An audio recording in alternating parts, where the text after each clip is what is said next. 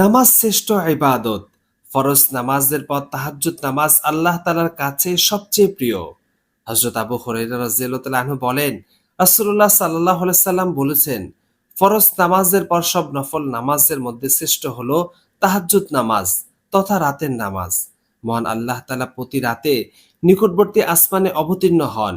যখন রাতের শেষ তৃতীয় ভাগ অবশিষ্ট থাকে, তখন তিনি বলতে থাকেন, কে আছো যে আমায় ডাকবে আর আমি তার ডাকে সাড়া দিব? কে আছো যে আমার কাছে কিছু চাইবে, আমি তাকে তা দান করব? কে আছো যে আমার কাছে ক্ষমা চাইবে আর আমি তাকে ক্ষমা করব?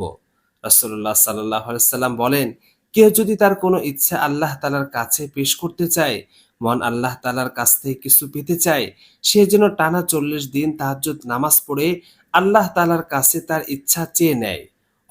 অবশ্যই তার যে কোনো হালাল ইচ্ছা আল্লাহ তাআলা কবুল করে নেবেন।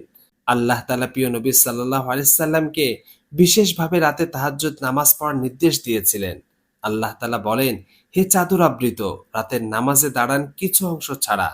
ইসলামী শরীয়তের পরিভাষায় রাত্রিকালীন নামাজকে তাহাজ্জুদ নামাজ বলা হয়। তাহাজ্জুদ নামাজ একটি নফল নামাজ। রাসূলুল্লাহ সাল্লাল্লাহু আলাইহি সাল্লাম দুই রাকাত করে নামাজ আদায় করতেন। যে কোনো সূরা দিয়ে এ নামাজ পড়া যায়।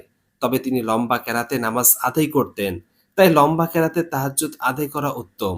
তাহাজ্জুদ নামাজ আদায়ের ক্ষেত্রে পুরুষ নারীর নামাজে তেমন কোনো পার্থক্য নেই।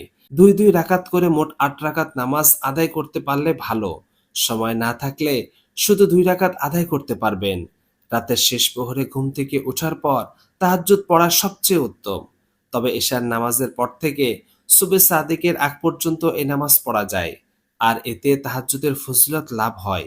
সুতরাং আল্লাহ তাআলা সন্তুষ্ট পেতে তাহাজ্জুদ সহ রাতের নফল ইবাদত বন্দেগীর বিকল্প নেই।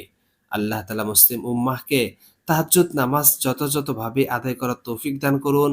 দুনিয়া ও পরকালের কল্যাণ লাভের তৌফিক দান করুন। আমিন।